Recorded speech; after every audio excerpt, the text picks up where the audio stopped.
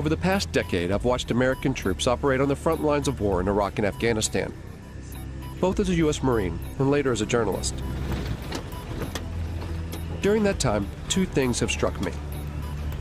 First, Americans have developed a low tolerance for seeing their soldiers return home in coffins.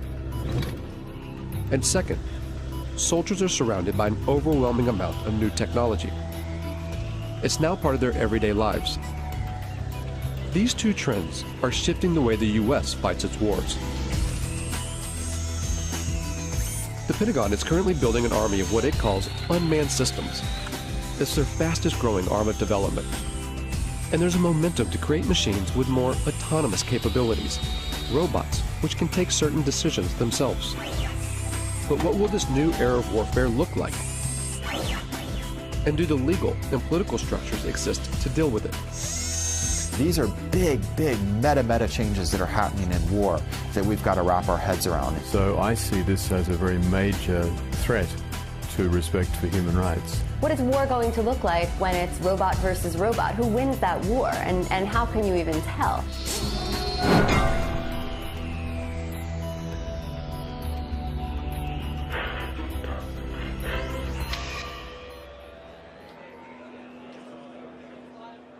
This is the largest gathering of robotics companies in the world. It's organized by AUVSI, the Association of Unmanned Vehicle Systems International. So these are successfully used in operations at the reactors. Hundreds of private corporations and university researchers are here to show off their latest cutting-edge inventions. And so there's things that we can actually pick up with the gripper, use them to defuse a bomb, and then put them back. They're all either selling their products or soliciting funds for their projects. And most of them are targeting a single customer with deep pockets, the U.S. military. This is an annual conference for the robotics industry in Washington, D.C. Years ago, this was a pretty small gathering. This year, there'll be over 7,000 attendees. It's an enormous business here now. It covers everything. You'd be surprised what you could find. Everything from unmanned boat ships, submarines, to armed drone helicopters. And just the air portion of the robotics or unmanned industries this year will be worth $7 billion. In 2009, the U.S. Defense Department earmarked $18 billion over 5 years for the development of unmanned systems. This boom in military robotics comes off the back of the so-called global war on terror. The wars in Iraq and Afghanistan, along with lethal action in Pakistan and Libya, have created a political and strategic space for unmanned robotic systems. It's not a situation where you're in these big, formation operations or fights. You're dealing with very explosive, very spontaneous events. So you need something that's watching all the time and something that's very adaptable to be able to move from one location to another very quickly. The U.S. Air Force is presently training more unmanned systems operators than it's training manned fighter plane and manned bomber plane pilots put together. But that actually makes perfect sense because they're actually buying more unmanned systems than they're buying manned fighter planes or manned bomber planes. The number of drones in use by the U.S. military has surged from a handful in 2001 to over 7,000 today. And the number of ground robots has shot from 0 to 12,000.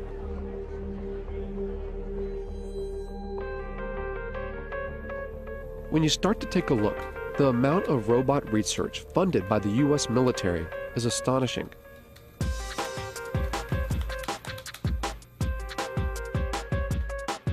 Fault Lines put in more than 100 requests and follow-ups to the Pentagon, military contractors, private robotics companies, and university research labs. But gaining access to see how these tax dollars are put into use isn't easy. When we could actually get a response, it was almost always a firm no. After several months of chasing, only a handful agreed to allow us to film.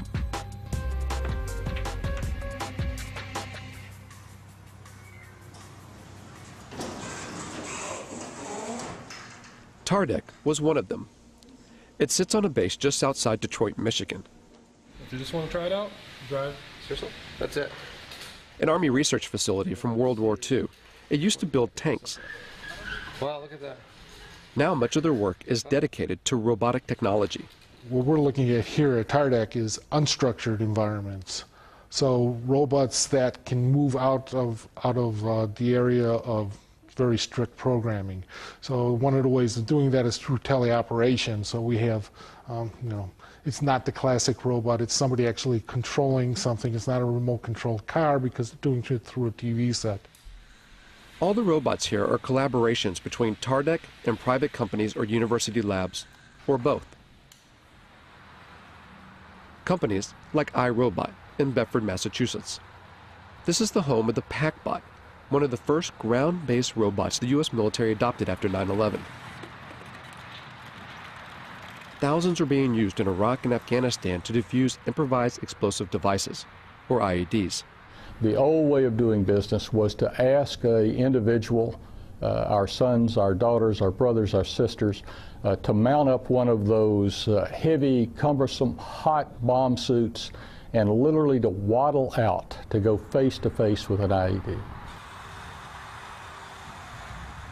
Today, we do that at distance, and we do it virtually via a robot. Much, much better way to do business. So the interesting thing about this one is light. It weighs about 5 pounds or so. And here's what the military wanted. A robot that you could throw, say over a wall or something, and then look, it rights itself. And now you can see over that wall with the cameras on that robot. With video game-like controllers, soldiers can guide recon robots like this one to see over walls or defuse bombs. These ground-based robots add a buffer between the soldiers that use them and a potential threat, whether it's a bomb or a human enemy. But technology designed to save lives can be easily modified to kill. The step between putting a laser beam on someone's forehead, it's not a technological leap to then putting a bullet in their forehead. It's actually a legal, political question. We feel strongly and ethically that there has to be a man in the loop. If you look at the history of any military technology, it typically starts in reconnaissance, then becomes frustrated that you see bad happenings but can't deal with them, and it evolves to strike. Really, the technology will happen. It's how we're going to deal with that technology.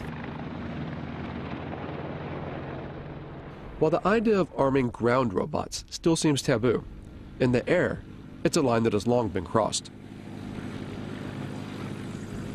At a Utah Army testing facility, the military has invited members of the media to a display of its unmanned aerial systems.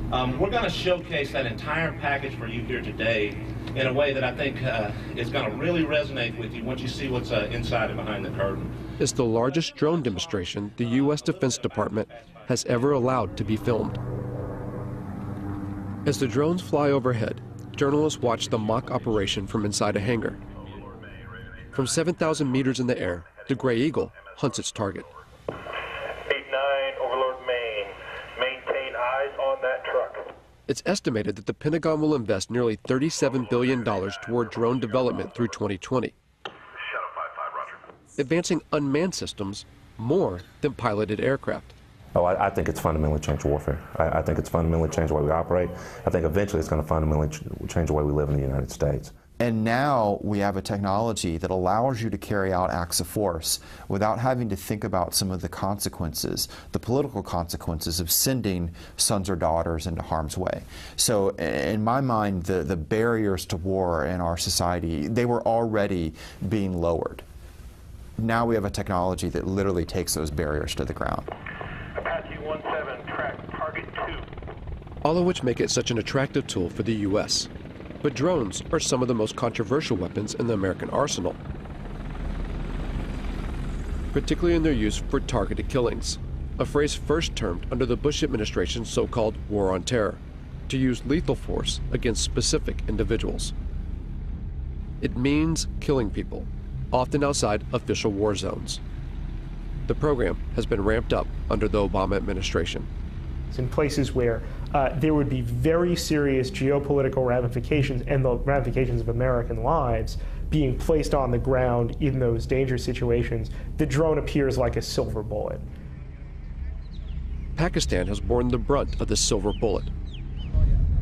And it's all secret. The CIA, not the military, runs the Pakistani drone program. The CIA is not required to offer any information about its operations, how it selects its targets, who's in charge, and how many people are killed. And the Obama administration will not officially discuss the CIA drone program, not even to confirm or deny its existence.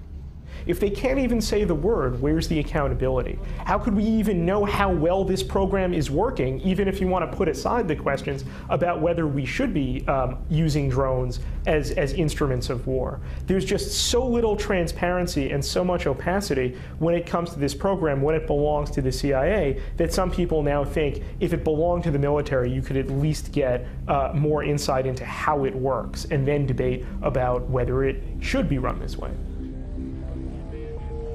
Reportedly, civilians and private contractors control the CIA drones, pushing a button from their offices thousands of miles away in Langley, Virginia. At the time this film was made, there have been 308 drone strikes reported in Pakistan since 2004. 256 of those under President Obama. That figure could be far higher. Over 200 strikes hit the region of Waziristan alone, roughly one attack every 4 days. Conservative estimates put the total number of deaths around 2,900. Of those, over 750 were civilians, including 175 children. And at least 1,100 people have been injured. The CIA and the Obama administration have extended these strikes to Yemen and Somalia, and according to recent U.S. diplomatic cables released by WikiLeaks, the United States is building secret drone bases in places like Ethiopia and the Seychelles, an indication that Washington wants to increase surveillance and strikes in the region. At least a dozen strikes have been carried out in Yemen, one of which in late September killed Anwar al-Awlaki, an American-born imam with alleged ties to al-Qaeda. The willingness to target and kill a U.S. citizen provides just one example of how this secret war often operates beyond recognized legal boundaries. If a intelligence operation carries out an airstrike that goes awry, that accidentally kills civilians, that violates the rules of engagement, there's not a court-martial process set up for that. There is, in my view, at the end of the day, no accountability for what is going on now. Philip Alston spent 6 years studying the legality of the U.S. drone program for the United Nations Human Rights Council. The congressional committees have, as far as anyone knows, never exercised oversight in any specific way in relation to these killings. He says that the American government's justification for the strikes, self-defense in response to 9/11, even now, 10 years later, is a manipulation of the international laws governing conflict. Now, in terms of international law, that represents a fundamental breakdown in what are called the rules on the use of force. It would enable the United States to use force against any target, any country, any time. Following 9/11, Congress passed a resolution called the Authorization for Use of Military Force, or AUMF. It allows the U.S. president to use military force anywhere against people believed to be responsible for 9/11. And when the Obama administration has been asked, what authorities do you possess to go, into Yemen, to go into Somalia, even, outside Afghanistan into Pakistan, for the purposes of attacking people that you say are aligned with al-Qaeda, they use the AUMF. I think the U.S. is certainly risking setting itself up for a significant global backlash against its extension of power extraterritorially. But the bigger problem, of course, is other states saying, well, this is the norm. You do it. Why shouldn't we do it? The UN Human Rights Council has taken no action to further investigate the legality of the U.S. drone program. While the U.S. continues to expand the program, 45 other nations are working on their own drones, many being sold on the open market. In the rush to churn out robotic military systems, who buys these technologies and how they're used has minimal international oversight. In short, the law is not keeping up with the pace of development. You know, technology doesn't stop, and that's, I think, one thing that people need to realize is that it's accelerating ever faster, not just in the number that we're using it, but how advanced it is. The accelerated pace of development is such that it is inevitable that we are creating machines that are going to be able to do things we cannot currently conceive of them doing. I think if the United States were serious, part of this major program to, if you want to create a word, to robotize its war-making functions, would be to build in various safeguards designed to ensure respect for the laws of war. There has been a mad dash for advancement with very little consideration for how that advancement will play out against human society. And Rita J. King is a futurist who studies the potential dangers that technological advances in robotics and artificial intelligence can bring. Within the United States, you have the military, and then you have, private business, and you have universities. So all these different groups are doing their own research and their own creations at different paces, and eventually there will be more of a coming together of these different aspects of the programming and the creations, and we will cross a line. In a university lab at Virginia Tech, Professor Dennis Hong and his students work on a robotic soccer team. The real thing is, if you want to use these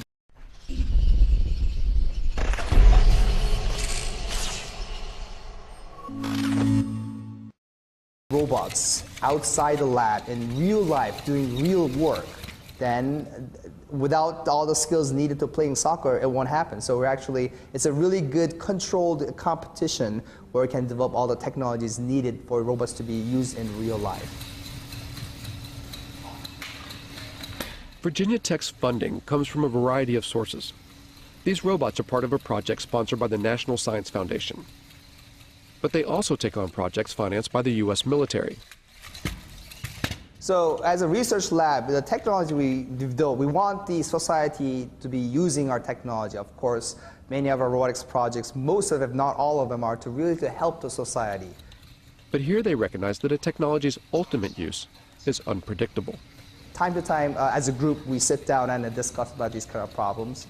Mainly, it's very sensitive, especially for when we work on military-funded projects and those kind of things. But many times, we don't have any control once it leaves our hands. However, that's true for any technologies, any science besides robotics as well. It's hard to put a timeline on how fast robots and artificial intelligence will develop. But almost everyone we spoke to seemed to believe that in just a few decades, the robots that will exist in our world will be unrecognizable by today's standards. I think the probability is virtually one, a certainty, that machines will be as intelligent as people, that we will have intelligent robots, that robots will be ubiquitous. So then the consensus of people in the industry is somewhere around 2025, 2030, and even if you would say, oh, that's optimistic. So maybe it's 2050. Maybe some of us won't be around to see it, perhaps, but it's not that far in the future. It's not 1,000 years. It's not 500 years. It's certainly not never. When people say machines will never be as smart as people, never is a very long time. The robots that we create could, of course, eventually will become much smarter than we are. And because they're smarter than us, we won't be able to conceive of how smart they are. And we'll have no control over that. And I don't think our brains are really equipped to accept the enormity of what that means, because we do find ourselves intelligent now. Science fiction stories have always made predictions about conflict between machines and people. The way to avoid that is for humans to always be at least as intelligent as their machines.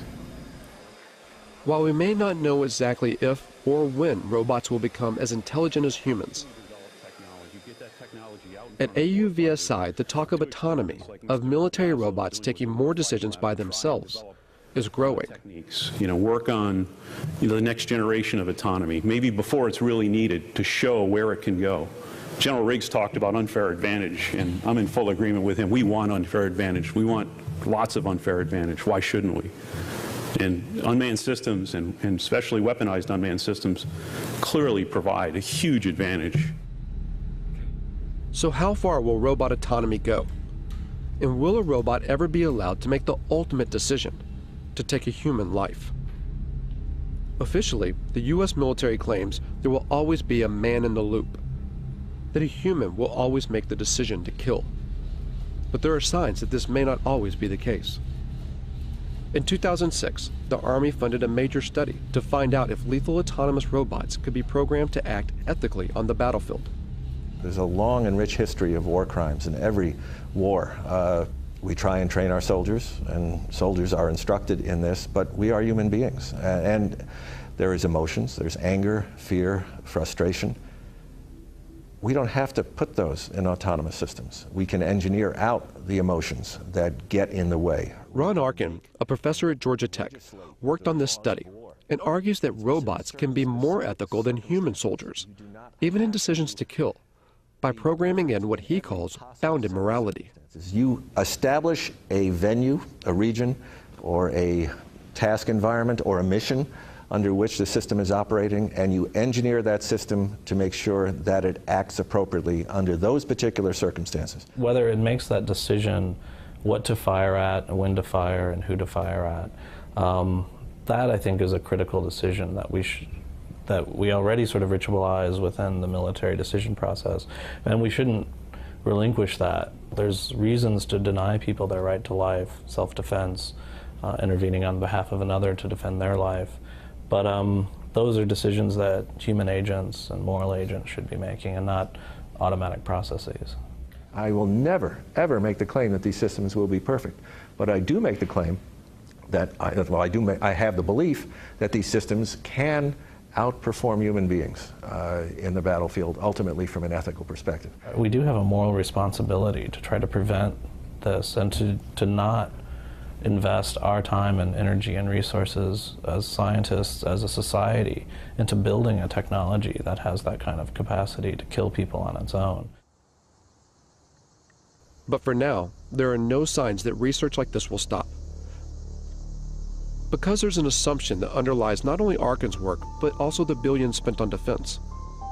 The assumption that war will always continue. War is a very cultural thing.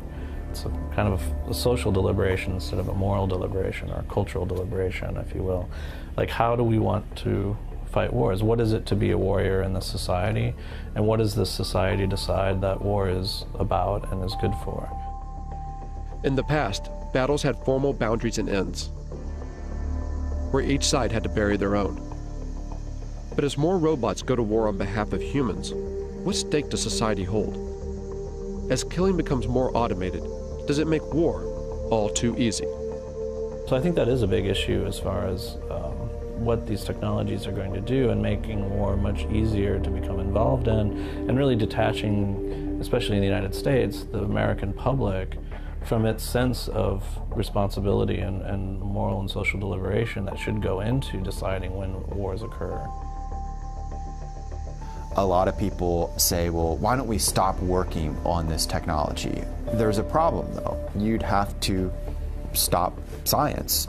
It means you'd also have to first stop war and stop capitalism. And there's such a vast amount of money that goes into thinking about defense problems and solving defense problems, that if we turned that time and energy and resources into solving more practical problems, we would actually probably alleviate most of the social and political problems that cause us to have defense and security concerns. And the fact of the matter is that most of the funding that's going into robot research, of course, is to create a better war machine. And to what end? It demonstrates how far we are from the sort of intelligence we need to build robots that can help us instead of hurt us.